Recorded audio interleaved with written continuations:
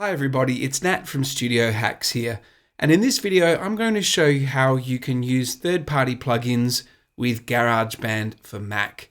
And the reason I'm making this video is a student of mine who was doing my GarageBand Complete Beginners course was having some problems, and I also have a lot of people saying that they've got problems using third-party plugins with GarageBand, and I think I know why, so I'm going to show you now.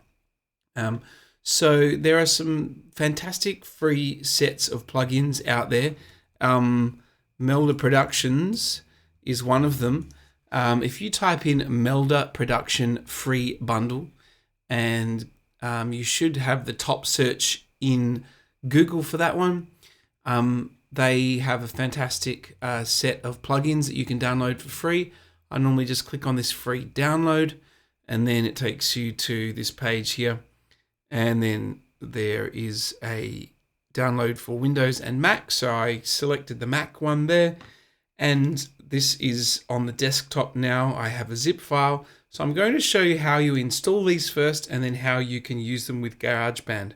So they come with their own installer.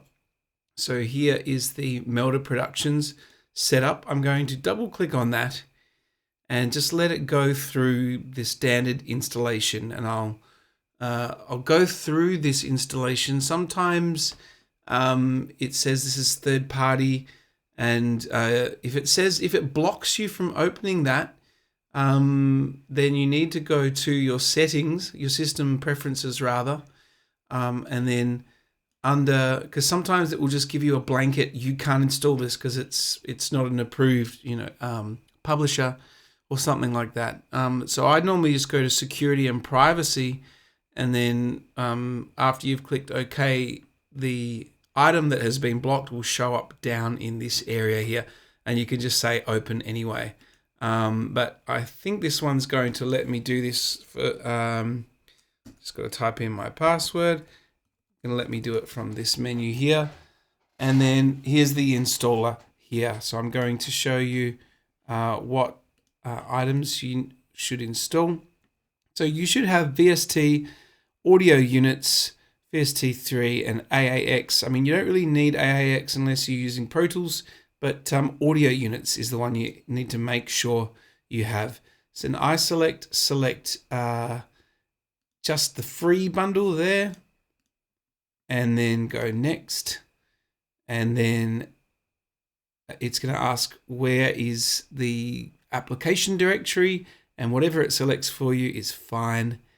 Plugin cleanup is an automatic search for other instances. So if you've installed them before, we don't need to worry about that. I have never installed the Melda Productions plugins on this computer. So I'm going to let it go through its installation. It should be fairly quick. They're fairly lightweight plugins, nothing too serious, but I have made great use, especially of the loudness meter for my mastering.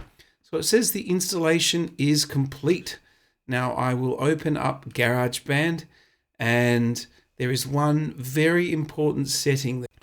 So it's going to open up it's scanning these new audio units. Okay, here we are. So this is the GarageBand main menu here, and I want to go to GarageBand and Preferences. And under the preferences, I'm just going to drag this to the middle of the screen. We need to go to advanced.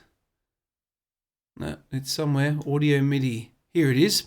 Sorry, it's under the Audio MIDI tab. And you have to make sure you have a tick under Enable Audio Units. Otherwise, you will not be able to use these audio units that we've downloaded. So normally you use a loudness meter on your master track. So I can't see my master track. I need to go to track and show master track.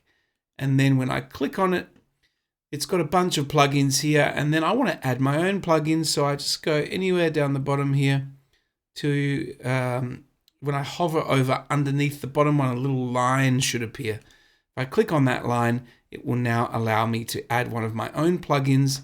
And these are all of the plugins from GarageBand.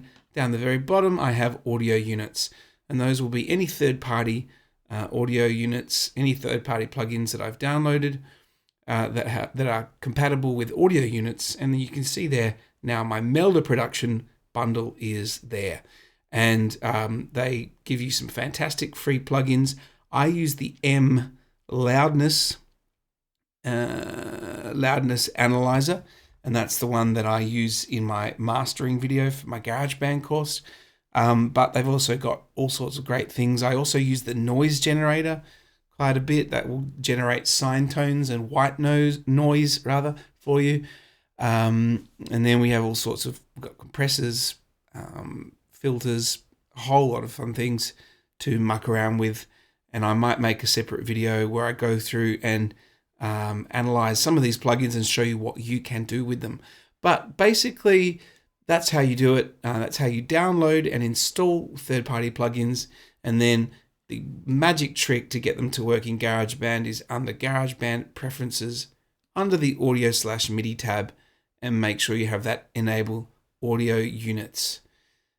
Thanks for watching, and if you found this content valuable, make sure you subscribe to the channel for future updates. And if you have any questions about this video, please do pop them in the comment section.